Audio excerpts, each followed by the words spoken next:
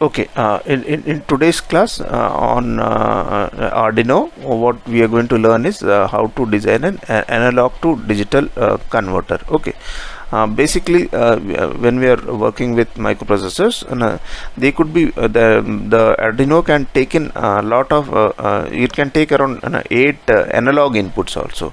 So these inputs could be from various sensors. Okay, so you can take those analog inputs and then do some synthesis, and you can the today's task we are going to learn how to convert it into digital outputs. Okay, so I'm going to connect two LEDs in the output into two digital pins. I'm taking one analog input pin. Okay, so if you see the analog input pin, the voltage range which this chip supports is 0 to 5 volt, and then it will not read 0 volt or 1 volt or 3 volt. It will read it as from 0 to 1023. Okay, it will read like that. Okay, for this 0 to 5 volt linearly it will read the inputs as 0 1 2 3 4. It will read up to, for 5 volt it will read it as 1023, and beyond 5 volt it will again it will keep continuing showing 1023. So that is the analog input range which is supported by the Arduino. Okay, so in case you are working on some sensor, okay, so it is in case the sensor is giving an output within these ranges 0 to 5 volt, then it is okay. But if it is very high, the output is very high, you need to read that, then you need to scale it down to 0 to 5, or if it is very low also, then you need to scale it up using an op amp. If it is a very low voltage, you can use a normal 741 op amp and scale it to the range of 0 to 5 volt, so that this reads it properly. If you are going to give a small input signal which is only changing in millivolts, you may not get good results. So suppose you are using a thermocouple or something like that, whose output will be only in the range of 0 to 50 millivolt or 100. Most of the sensors will give range will give output in the range of few volts, from 1 to 2 volts. So you can directly couple. Most of the sensors, modern day sensors, they cater for the microprocessor input. So the output range, you will not have to use any converter in between. You will be able to directly couple them. But for the temperature sensors, most of them thermocouples and all, the outputs are in millivolts range. So in that case, you need to boost it up, and you have to bring it within the range of 0 to 5 volt on variation. Only then you will be able to sense it properly. So for today's example, what we have done, I have taken a range of 0 to 4 volt. Okay, if the input is 0 to 4 volt, and if it is between 0 and 1 volt, the output will be 0 0. Okay, and if it is between 1 and 2, it will be 0 1. Between 2 and 3, it will be 1 0. The output will be 1 0, and between 3 and 4, so I have taken 4 also into this. It should have been less than 4, but I have taken even 4 into this, so it will be a 1 1. And if it is going beyond 4, I will have one more LED which will say, okay, it is overflow condition. Okay, that I have not shown here, but in the practical circuit we will see that we will have one more LED which will show it is. So this is how we need to design, okay, the ADC. But you may sense it. I am just showing a basic circuit. You may sense this input signal, convert into digital, and do further processing also. I am just showing that you can make a digital signal. You can implement an ADC with Arduino. You can do lot of processing, okay, subsequently. So let me show how it is done.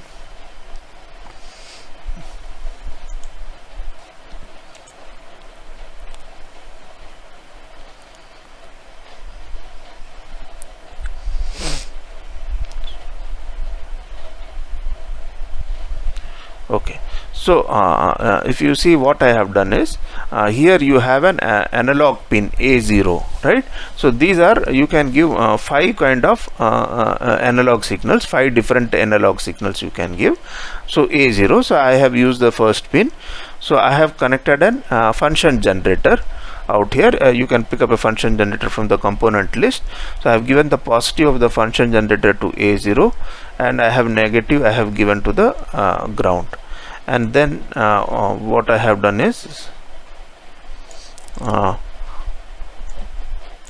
I have taken ground to the 3 LEDs, and one LED I have connected at 13 and other one 12 to the digital output 12. So this 13 and 12, this is D0 and D1, and this is for the overflow, okay, whenever the input is more than 4 volt. So this is how I have done the connections out here. So let me show you the code, right? So here I have declared the various pins, okay. V in at A0, D0 at L2 at 12, pin number 12, D1 at pin number 13, and overflow at pin number 4. So these first 4 lines we are just defining the variables. These are the 4 variables.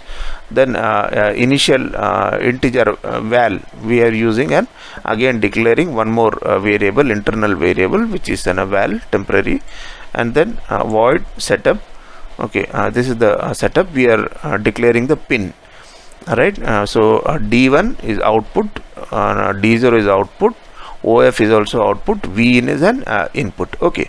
Then I have written something known as serial begin, okay. It means this is the baud rate which we are going to specify, okay. This is an so that when I am giving a serial print option also. So this baud rate will basically sample these input signals at these frequency, and it will give the value of the analog also. So that this is for debugging. We don't have to write this always. We write this during the initial programming, so that we know whether when we do the debugging, if you are giving an input signal, whether it is reading the correct value or not, okay. So this is how we write a program, right? So now I have given val is analog read V in. So whatever input we are giving it in the V in pin, okay, that has been assigned a name as VAL, okay. And then we are giving I have written a statement, serial print the analog value is, and then print the value. So it will keep printing the value of the analog signal which is available here when I run the code. So this will enable us to do the debugging. Also initially, now we have set 0 to 1 volt. We don't know what is going to be the value to be right. For the case 1, the value is 0 to 204, right? How did I come to know that 204 represents value 1, okay, voltage 1? So that I can just give a value 1 and see what is the analog read value, okay, by using this command, the analog print value. So I give actual value 1 here. When I give the print value, it will keep printing the value of the 1. So I know it is 204. So that is how I come to know that this is the case statements, okay, when the input is between 0 to 204. I told you then the Arduino takes from 0 to 1023 for the range 0 to 5 volts. So 1 corresponds to 204, okay, and 2052 this corresponds to the range between 1 to 2 volt, 2 to 3, and 3 to 4 volt, okay. So so this is how we write the program, and this is the overflow. So let me run the code. So if you see, there is a serial monitor also, okay. So it keeps reading, okay, on the analog value is 7770. So if I give go here and I put a value of 0 here, right, both the LEDs are off here, and then it says the analog value is 0, and LED 1 is off, LED 2 is off, and both are off. Now I go here again, back here, right, it is between 0. So let me give 0.8, right, it will still be 0, right. So it will be still be 0. Now if I go here and if I give it as 1, right? So one LED has glown now here, right? Now it says ki the analog value is 205. Okay, that is why I have written 204 here, because I have set the threshold as 201 volt. So while doing the testing, this is where this command of serial print is of help when we are debugging and initially calibrating the Arduino, right, for various inputs. So if you want to know, okay, what does 1.5 volt, how does Arduino read, so you can give a test signal of 1.5 volt, and then you can write this print option and then see what is being read. So if you see, this is one LED is glowing. Now if I go back here, instead of 1, if I write 2, right, the other one is glowing now here, right? Now if I go back here and if I write 3, it is now, oh no, both of them are glowing. And now if I put anything like 4.4 or something, right, both of them are glowing, and even the overflow is glowing, right? So this is and now if you see these values also corresponding to that, this serial monitor output is for you to visualize whether your code is working properly, what is being read is correct or not. So this is how you write it simple. These are the case statements, and it is simpler to your C language. So these are the case statements, and this is the default.